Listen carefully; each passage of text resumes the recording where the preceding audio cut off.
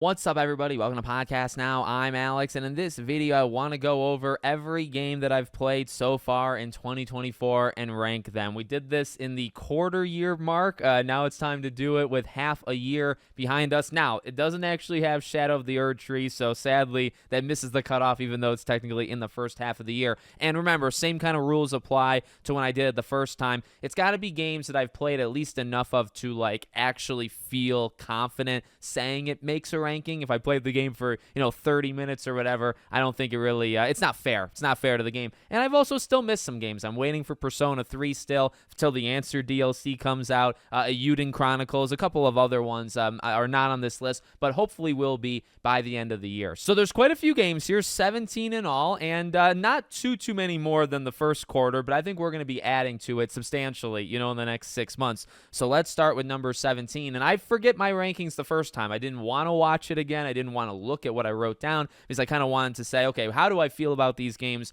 now with, maybe a couple more months using hindsight, right? So number 17, the worst game, is South Park Snow Day. And I feel good about this. And I feel looking back, this is really where I believe this game deserves to be. Such a disappointment. That's ultimately what it was. I think it had a couple things in it. Some of the comedy was alive. I still like the visual style of it, and I like the way they kind of transitioned with it, but just overall extremely disappointing, extremely short, and I don't mind short games. In fact, a short game or two is actually quite high on this list, but also it's the quality of this game was not there. The combat got stale after maybe 10 minutes. It was meant to be some sort of roguelike thing, but I think executed extremely wrong, and I said that in the review as well. Honestly, you can complain all you want about all these different factors, which I guess I did, but actually that one is the most baffling to me. The type of game that they literally designed it to be, a roguelike type thing, which didn't really make sense in the first place, but they wanted it to be that, and they failed extremely hard at doing something like that. So yeah, I didn't like it when it came out, and I think looking back at it now, I think it is the worst game that I've played this year. Okay, number 16 is Skull and Bones. This one is here simply because it didn't make an impact. I don't know if I would say it's definitely not as bad as South Park Snow Day, at least in my opinion. And it might be potentially better than the next couple games. Not 100% sure thinking about it now, but honestly, the reason it's this low is just it came out, and I mean, you know me. I mean, I was covering this game. I covered this game the day it was announced. Not 2 months ago or 10 months ago or 2 years ago. No. The day it was announced, I made a video on it, and I covered it every step of the way from when it was delayed, and mainly just delayed, right, over and over again. The game came out, and to me, it just didn't do anything. I think there's probably some stuff there that I didn't experience, but this is an example of a game that I really tried to get better at handling, and I've tried over the last couple of years. If a game doesn't connect, if I'm just truly not feeling it, I play hundreds of games a year. I've got to learn when to drop it. This is kind of the main example that I can think of when I think of that. It did not connect. It's too long for me to care. Not that it's a long, an insanely long game, but it's too long for me to care about. There's nothing in this game that stands out to me that makes me want to continue to play it after just a few hours. And maybe there is value. I saw people say, hey, it gets good. 10, 15, 20 hours, I'm having fun. I'm glad. I'm happy people are having fun. Again, I'm just trying to stick to what I believe in. I'm trying to stick to things that I'm trying to learn as an individual, that if a game is just not speaking to me, I'm not going to give it the time of day if it's just not going to connect. And this game just flat out didn't do it. Not disappointing because, what did you really expect from Skull and Bones? But it deserves to be towards the bottom here. Okay, number 15, and you would only know about this game if you actually follow me on Podcast Now Plus. I actually did a review there. Pools. There is a legit, and you guys know how much I love water, right? I talk about it all the time. There is legitimately a video game out there called Pools. It is a short kind of experience, and it literally is you walking through different kinds of pools. There's water slides. It's incredible to an extent. Ultimately, I think I overall took away a sense of joy in it. Because, you see all this water, what else are you supposed to think? But, okay, if we're really measuring it up to some of the Final Fantasies and the Helldivers and the Infinite Wealths of the world, if we're going to match it up to the big guns that came out in 2024, I don't think it's fair to put this game too high. It actually did kind of disappoint me because I talk about that in my impressions video. It's a weird type of game. It says it's not a horror game, game, but it actually feels like a horror game. So I feel like there's like a conflict of like emotions going on there. But I mean, look, for somebody like me, it weirdly was like some sort of dream game. It did lack a little bit of substance, but it is kind of what I've been asking for like my entire life. So I want to give it props. I don't think it's like a terrible game. It's also extremely cheap. I think it's like $10 or something. They didn't give it to me or anything. I fully bought it and all that jazz, and I'm happy that I did. I'm willing to support games that literally go after my passion of water. Okay, number 14 is Suicide Squad Kill the Justice League. Honestly, pools, a lot of water, Suicide Squad. I was debating which one to put higher, but no, I stand on pretty much everything that I've said about Suicide Squad. I think hindsight and, you know, what's it like now being so far removed from this game, it's kind of just like emptiness, right? And I mean, I think we've used those kind of terms to describe Suicide Squad before. There are some bad parts to the game. I don't think it's like the worst game I've ever played. I mean, honestly, literally by my list, it's not the worst game that I've played this year, in my own opinion. But I mean, it did some damage to the Arkhamverse. It did. I mean, I constantly go back to it. Just wasn't all that fun. The mission structure was pretty terrible. It's the same 4 or 5 missions over and over again. There's not enough substance. You know, you've seen the disaster of like the post-launch stuff, and you know, are they even going to be able to deliver the end of the story that I guess they kind of wanted to? A lot of drama inside Rocksteady. You know, I don't think I despise it. Again, I really think the term of like just emptiness, like just not even really caring. Kind of like Skull and Bones. I mean, these two are kind of similar in that way. Why hurt myself? Why hurt my mental or my physical getting too worked up about Suicide Squad? More like, let's just kind of forget it even happened. And I think the longer we go, I forget that the thing even, you know, existed. And I mean, that's not a good thing. That's why it's so low, right? Okay, number 13 is the Star Wars Battlefront Classics Collection. This is one that this came out of left field, so this was kind of like a surprise going into the year. But this is one that I had high hopes for in such short time because they announced it and they released it kind of shortly after. The main reason why this is like where it is well, the launch was and I don't even know how to describe it. It's so bad, right? The launch was absolutely awful. But I mean, I think my base opinion on it is like I have the originals and I, you know, I'm a retro kind of guy. I have the whole retro channel. I have a PS2. I have, you know, all of the old consoles. Well, not all of them, but I have some of them. I'm able to play the originals if I want. And, you know, to have the multiplayer is a big positive, but at least at launch it was a complete disaster. I highly doubt the player base is all that high now. The server issues that they had. The only thing that they added really to the experience was multiplayer, and then the multiplayer wasn't even working. And again, same kind of situation with what I'm trying to learn as a person. Do I really care to play Battlefront 2's multiplayer like today when it didn't work like 3 months ago, even if it works now? I mean, I'm playing other games, right? And it's a thing where it's like, I don't know, it wasn't the biggest thing in the world. I have the originals. The originals are so good, and the base of these games are incredible. And I guess I would say that that's a pro, right? Because that's value here, there's a little bit of gaming preservation going on here. You can play several of the modes that, you know, if you don't have a PS2 or whatever, an Xbox, you could do it through this. So that is fair to say. It's fair to, I would say, applaud them at least a little bit for that. But the added stuff, like especially for somebody like me, having them and being the preservationist that I am, there's not a lot of added value, especially when the new stuff doesn't even work. Okay, next up is Multiverses, and this is probably the part of the list where the games don't become bad in any way. They just become like, yeah, they're here. You know, they're not impactful enough to make it all the way up, but they're not like terrible or anything, right? So for Multiverses, I enjoyed it the first time around.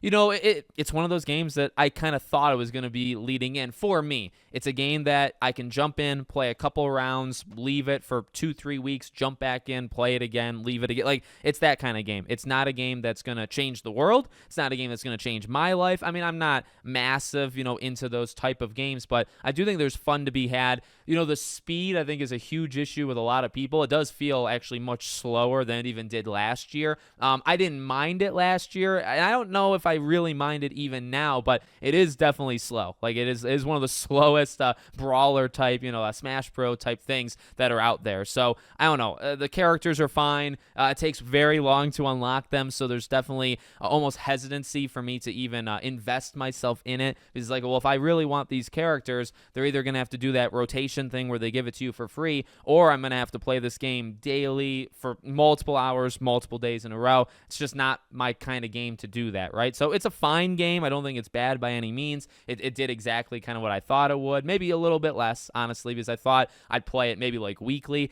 I haven't picked up this game in a while, but I'm sure I'll come back, especially, if they add characters down the line. I think I'll return, play it, leave, that kind of situation. So not bad, but also not anything that's going to blow me away. Okay, number 11 is Animal Well. This might be a surprise to some people, including some people that directly told me to play this game. Actually, pretty okay. Now, I didn't play it for all that long. This is probably my least played game, maybe besides Pools because of how short it is.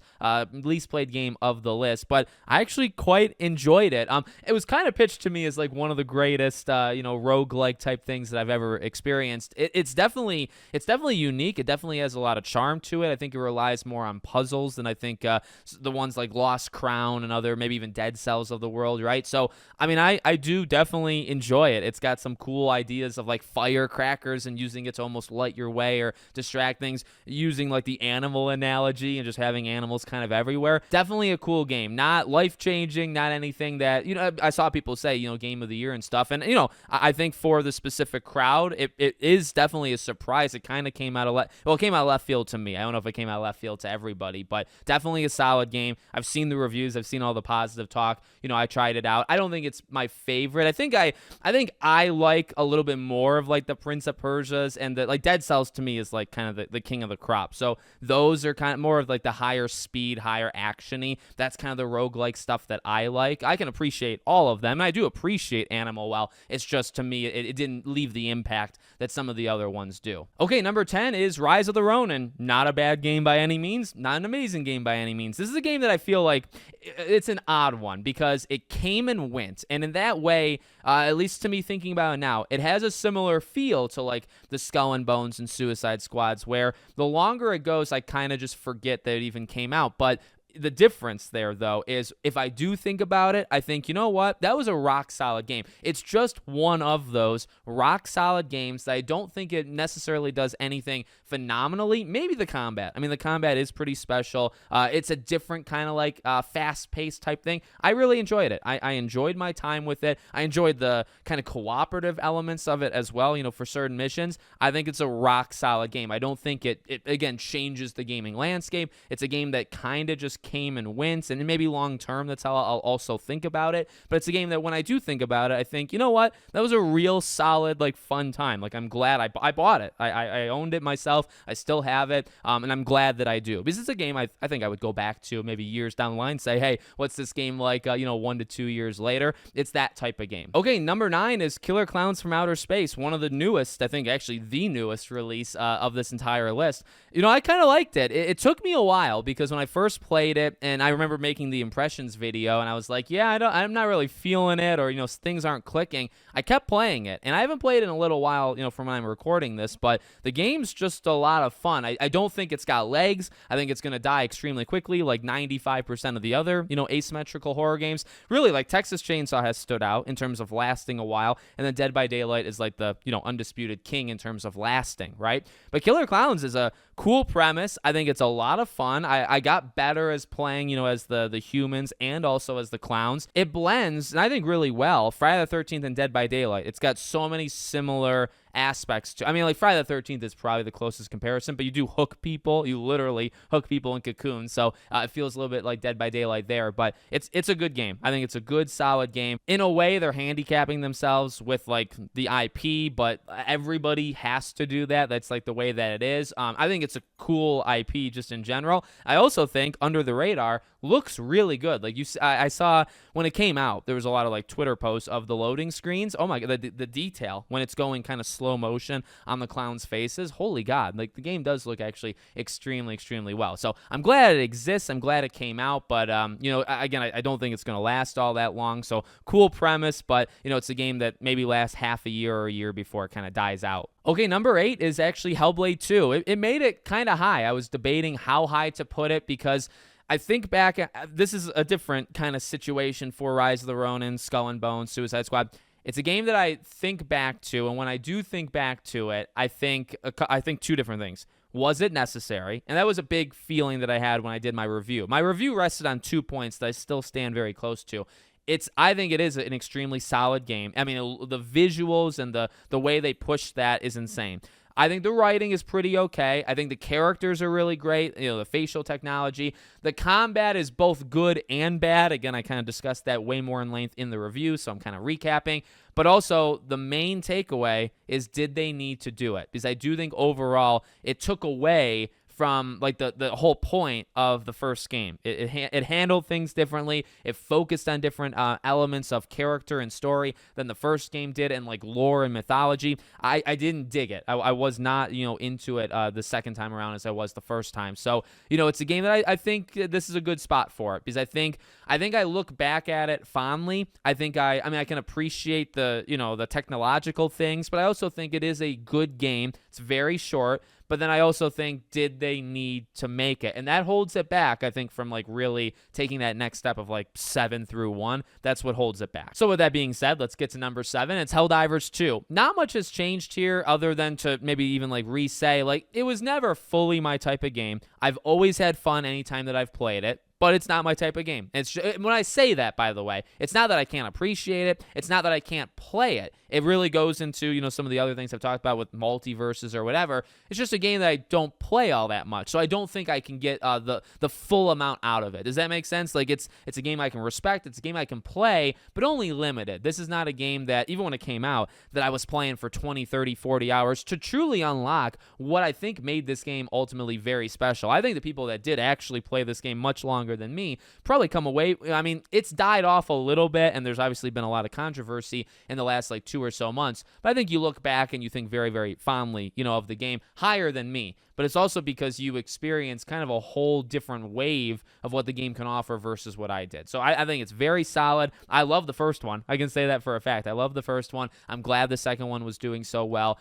Just not entirely my type of game, but I did enjoy it. I did play it enough to enjoy it, and I also think it's just a really great game, so I wanted to put it higher on this list. Okay, number 6 is Like a Dragon: Infinite Wealth. It's dropped a little. It continues to drop, and it's not a bad game. It's not even an average game. It's definitely a good game. I think this game is something that hasn't really changed in my head. I think I look back and I think this is a very well-rounded game. The combat is just spectacular. It's got a way of getting you with that, right? Where you're kind of doing the same thing every time, especially if you're doing dungeons and whatnot, but it just feels so good.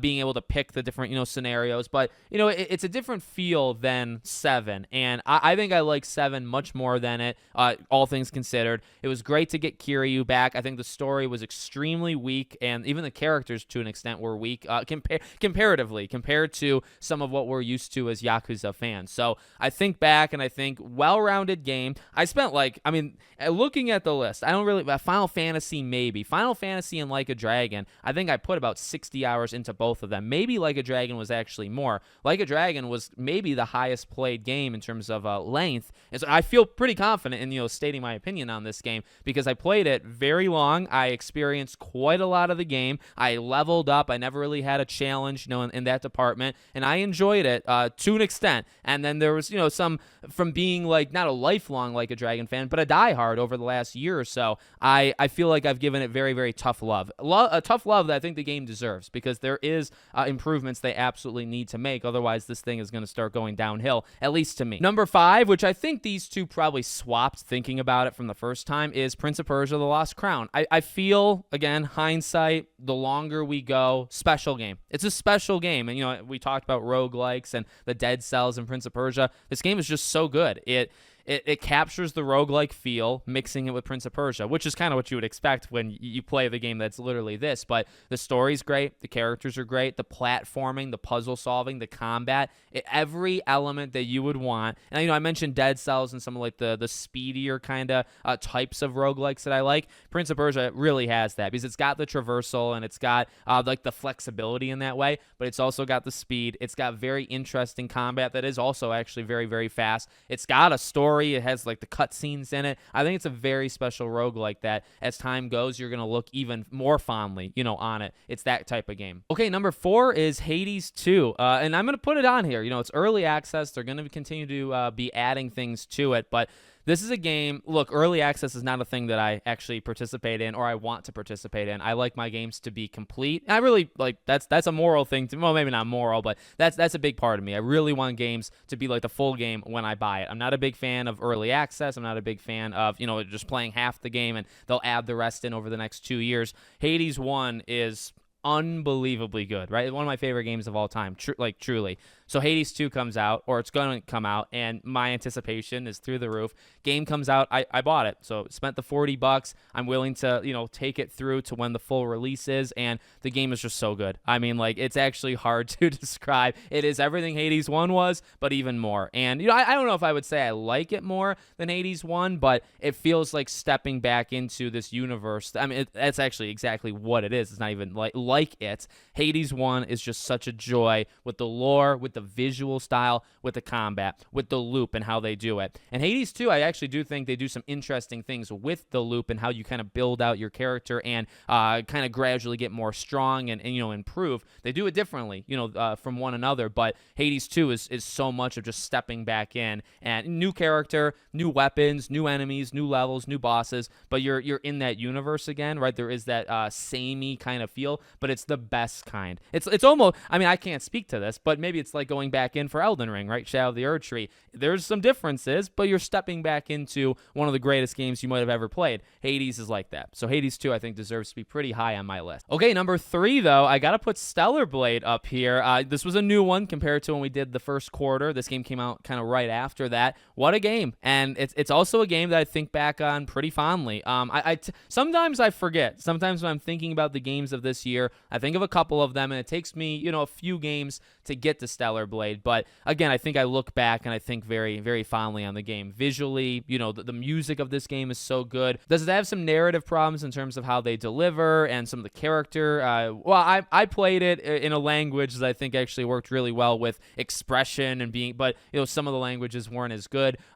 Ultimately, the story actually is quite unique and quite interesting. If you watch like a ending explained, or you watch a story explained, the story of this game is actually quite good. I think it relies a lot on like the data pads, finding like the memories of people. It relies 90% on that, and then 10% on just like an exposition dump, every couple hours. But that's the weakest part of the game. Strongest part is, oh my god, I mean that combat is so freaking good.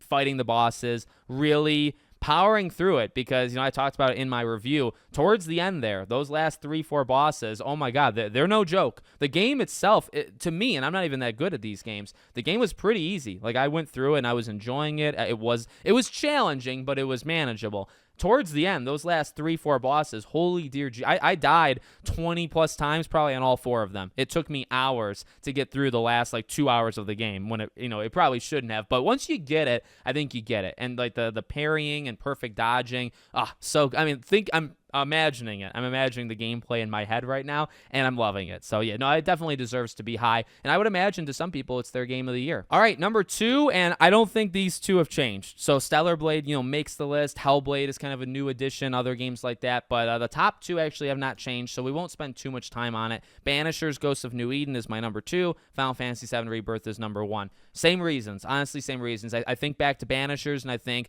what a great new IP. And the sad thing is, what a great new IP that it seems like nobody bought. And that upsets me. Look, you spend your money how you want to spend. I'm not coming to your house and like saying, oh, you're to blame for Banishers. I'm gonna take your money and go buy it for you. No, I mean, I'm disappointed, because I do think it's a great game. I think the combat is serviceable, but the story, how well written it is, for all the political stuff that we've seen in games with the genders and all this different stuff. Honestly, this is such a well-written game. From Red and Antea, the 2 main characters, so perfect, and they're so believable. They're such an amazing pair. They have character arcs, they have emotions, they have good and bad moments. You want a game that you want to kind of get away from like the political yelling on YouTube and on Twitter? This game is just well written. And not just them, the main story is well written, the side quests, everything in this game is well written. There's not a weak side quest in this game. Everything feels like it's got a ton, well, it doesn't feel, it does. Everything in this game has the feel that they put so much effort and so much work and their blood, sweat, and tears, into it. So I'm so happy that it exists, honestly. And if Final Fantasy VII Rebirth didn't come out, this would easily, be, I think there's a big separation for me between Banishers and Stellar Blade. That's just my own opinion. But Final Fantasy, short but sweet. It's a game that honestly kind of changed me. It's a game I became addicted to and got all the way into the lore and, focused on the ending and focused on the story moments. It's one of the greatest casts of all time. I think I walk away. Everything is so high on this game, except for, it's not perfect. It's not a perfect game. Some of the side stuff, actually a lot of the side stuff is just fluff, right? The towers and a lot of just the collectible type things, collectathon type things are just there to pad out the length. But when you get down to it, I think the story is amazing. I'm with the ending of the game. The cast is one of the greatest casts, I think, of all time. I think this cast, too. The voice acting and everything, just so good. Characters, story, the combat, which is something I don't really think about too because I focus so much on, like, the story and characters. But the combat of this game is phenomenal, and there's some incredible fights, incredible boss fights, and yeah, I mean, it's a close to perfect game. It's not a perfect game, but no, it's easily my game of the year. And I don't know, these games of the fall, there's definitely some games I think can make a mark. But for the Life is Stranges of the world and Metaphors and Avoweds and all those games, they're gonna have to work pretty hard because I think Banishers and Final Fantasy on my list are going to be very, very hard to dethrone. So let me know what you guys think in the comments. Make sure you're subscribed to the channel, bell icon turned on, and I hope to see you all on the next one.